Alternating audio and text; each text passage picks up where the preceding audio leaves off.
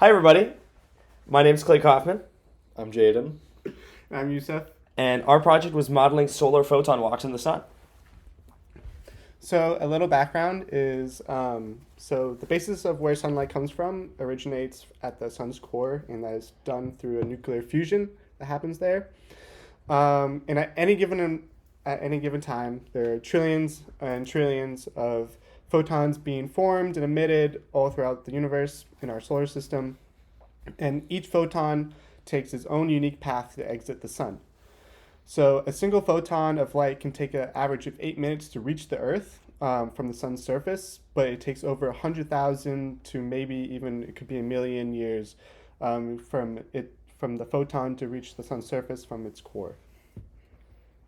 So in our project, we look to render a 3D model of a solar photon random walk to simulate a photon's path from the way the sun's core from how a photon makes it from the sun's core to its surface. So this will be done using a event-driven framework to model the photon as it collides with larger particles within the sun as it is absorbed and re-emitted, thus getting redirected in a random direction as the photon tries to escape the sun. So we had to make a few assumptions for these models since we are modeling an intrinsically very complicated process. Mostly, since no one has been inside the sun or been able to directly measure anything that goes on inside because it's hot, there's a lot of conjecture about the internal structure and namely the density and opacity at different layers of the sun. So we made some assumptions about the density and opacity, and we are aiming to model different density structures at different radiuses within the sun. So starting off, we have the average density model implementation. So this model just assumes that the sun is a single density of a set value. Not the most accurate, but the easiest to model for sure. So here we have on the right, we have an opaque view of the sun.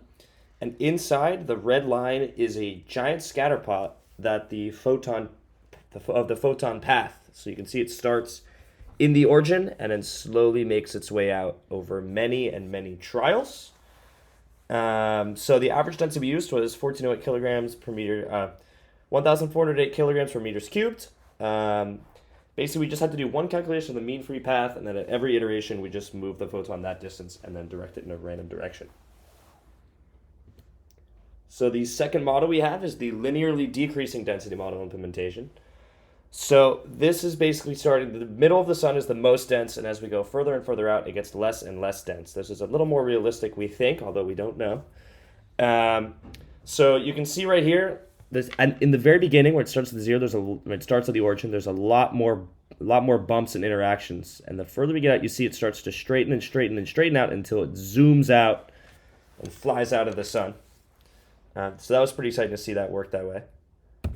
And so here is the visualization. There's a line plot of the density of the sun. So the far left, this is the inner part. And as you go further out, this is the percentage of the radius we get to. So you can see the density just go straight down very quickly. And that's why you see the quick jump to a straight line. And the last one we implemented was the discrete density model implementation. So for this one, we basically set a few different discrete zones of the sun and set them to have specific densities. And this one's really cool. So you can see there's a lot of bumps in the middle, and then the next zone there's a few less, and then when it gets out to the later zones, it just zooms out again. And so that was pretty cool to see work. And here's a close-up of it, so you can get a little closer in, and you can see all the interactions the photon makes, and you can see it makes less and less interactions as it goes further out. So one of our biggest calculations was to estimate what the escape time would be of a photon in years from the center of the sun towards the outer edges. And so we can see in this graph between the different models is that the average density model, the bars furthest to the left, the blue represents the predicted value. So using the average density, what we should expect how long it would take for a photon to escape. So in this case, is about 200,000 years. And then based on our calculations using the number of steps it took to get out and running some numbers, we estimated that it would take an average of about 350,000 years.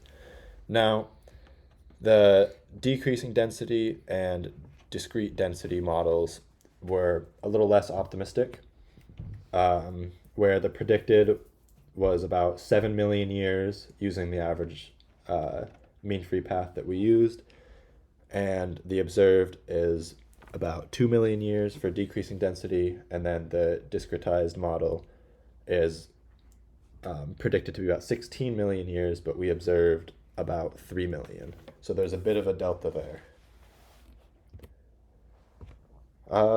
Another metric that we really wanted to record is the distance as a factor of time steps. So the x-axis represents the number of interactions that a photon has taken, while the y-axis represents the distance from the center of the sun. So this upper left graph shows mostly just how the different plots compare with each other. The most vital thing, the most vital takeaway from this plot is just to notice the different lengths along the x-axis of the different plots, and this represents, like, obviously just sort of similar to what we saw on the previous slide, the average escape times. And then the upper right model shows the average density. So this was when the mean free path was the same across all radiuses, and we can see that the line of best fit is, or if it were present on the plot, would be pretty linear. Also, it's worth mentioning that the red horizontal lines on each of the graphs represent the different subsections of the sun. So below the bottom red line represents the inner core. Between the two red lines represents what is known as the radiative zone, and above the top line represents the convective zone. So the bottom two graphs, we can sort of see that the photon really stays in the core for a lot longer. And the reason for that is simply because the density is so much higher than the outer zones, and so it has less of an opportunity to make a lot of distance and get out of that inner core. And then as soon as it does, and it's able to have a much lower density, you can see it just skyrockets and gets out into the outer layers really quickly. So, as Jane just kind of explained, from the average escape times and distance plots, we were able to see that in all of our models, you can see the timing and the path of each photon and how long it took to escape the sun from the sun's core. And that is overall was our project objective, and thus concluded. We looking into each model, we see how big of a role density plays as we compare it to different models that we implemented, and we noticed how though very similar, there are still very big differences due to different features of importance that are implemented, which changes the outcome of how long it would take a photon to escape the sun. And yeah, That's it. thank you so much for watching. Yeah, thank you.